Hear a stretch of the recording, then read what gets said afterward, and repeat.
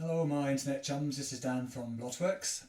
So today I'm introducing a series of workshop videos that take us through from initial ideas right through to the final product, the final thing. My workshop videos up till now tended to be about the making of something that's already been designed. So this time I wanted to take you from the initial idea just to show you the kind of twists and turns in a typical design journey. So this set of, these things I'm going to be designing is a collection that I want to be releasing later on in the year, preferably sort of late summer, obviously depending on what's going on with everything else at the moment. And I want it to be a collection of things that are, let's say, more affordable than my normal work, because most things that I design I kind of make one or two at a time, and they're usually quite a lot of parts to them, and there's usually sort of the mechanics and the electrics and all the other bits and bobs that just mean I spend a lot of time in the workshop making them, and therefore they have to be of a certain price. So a lot of people have asked me over the last few years if I could make something that's essentially Blockworks that had the same sort of integrity and quality and sort of design outlook that my other work has, but that's something that's just a bit more affordable.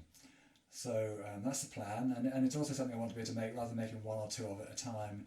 I can make maybe 10 or 15 at a time, or even more. So I can start to get a bit of because hand making stuff is it just takes a long time, and so much of the time you kind of feel like there's these days there's so many ways you can make something, and making something by hand in a workshop like the one I have here is a time-consuming business. So it'd be nice to get a little bit of economy of, not exactly scale, but economy of small numbers to just to make the whole thing a bit more efficient. So that's the plan. I'm looking to, it'll probably be a collection of lamps, although I set up Blockworks to produce sort of functional sculpture, which could be anything from fridges to toasters to small motor vehicles. It's kind of tended to be lamps. I think the reason for that is probably that lamps are just fairly straightforward and easy in terms of the functionality of it, and it means I can focus most of my attention on the sculptural aspects and the way it looks, and not spend months and months and months researching state-of-the-art fridge or toaster mechanisms. So and the thing that the lamps are sort of fairly, there's a billion different sorts of lamps out there, and quite often you just take any old object, and you screw a light bulb into it and place it on your sideboard, and you've got a lamp. So you kind of want to do something a bit more than that, or something a bit different, and certainly bring the Blockworks thinking to it. So the kind of lamp that's always interested me, I suppose, particularly has been desk lamps, because they don't just sit there; they have a kind of a movement involved with them. So you kind of have you're working on something here. Let's say I'm working on this, and you want to bring a light. So you have your workspace here, which you want to keep free, and then you kind of want to bring a light, a focused light on what you work. So there's a kind of a sense that you can park it over here, and then you can bring it out over here. It could be up here, and you bring it down here, or swing it in, or bend it down, all sorts of things. Basically, that's slightly different from your regular table lamp, which is static. This at least has some sort of movement as well as sort of providing light. So there's kind of millions of different examples of that. You're going to get these sort of bendy gooseneck things.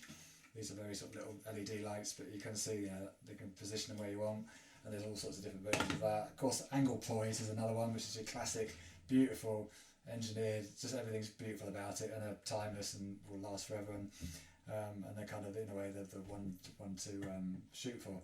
So it's sort of like my own kind of arty version of an angle poise, I suppose I'm looking for. So I'm always looking for something, a kind of principle that allows me to produce that movement. So the starting point, the idea, which having been with all that in the background, the idea for me was the realization, the thought, I don't know what you call it, thought, the moment of inspiration was kind of rolling things. There you are. This rolls. It's got a centre. When you roll it, the centre stays level. It's basically like a wheel. So I'm not claiming I've invented the wheel. That was invented many years ago. But that basic principle that you can roll it backwards and forwards, and you can therefore move something backwards and forwards at the same level. So that's a good starting point. And bringing that together with ideas of balance. So we put something on a pivot, and you can put different weights. So the length times the weight equals this length times the weight. So GCSE physics. that kind of simple thing. And the whole sort of idea of, so you kind of press it, and then gravity, you know, just gravity, the idea that sort of things fall down when you let go of them and they pull down. So that's a kind of this, I suppose, in a way, the kind of the concept, the arty side of it, which is just do something really as simple as possible, as few moving parts as possible, that uses the idea of gravity and balance and rolling and rocking, the rocking like in a rocking chair. So that's kind of my, and and also just bring the Blockworks aesthetic into it. So I want it to, you know, probably use aluminium as its main structural elements, and hard anodised to give it that beautiful characteristic gunmetal grey look that most of my work has.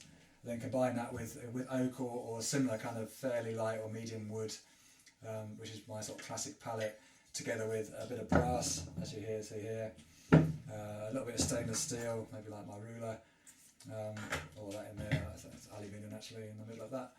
So to use that sort of material palette together and produce something that is quintessentially Blockworks. So just looking at my notes quickly, what else did I say?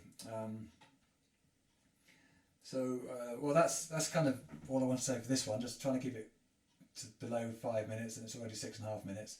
So I'm going to stop now. The next one, I think I'll show you. This all started about a year ago, so I'm not actually starting from scratch now. I did have sketched up some ideas a year ago while I was designing something else, just so I wouldn't forget about them, and I've wanted to work them up ever since. So this is my chance to do that. So I'll introduce you to those ideas, the starting points, and then maybe the one after that I'll show you the prototypes and where I've taken that in the last week or so since I've been thinking about it.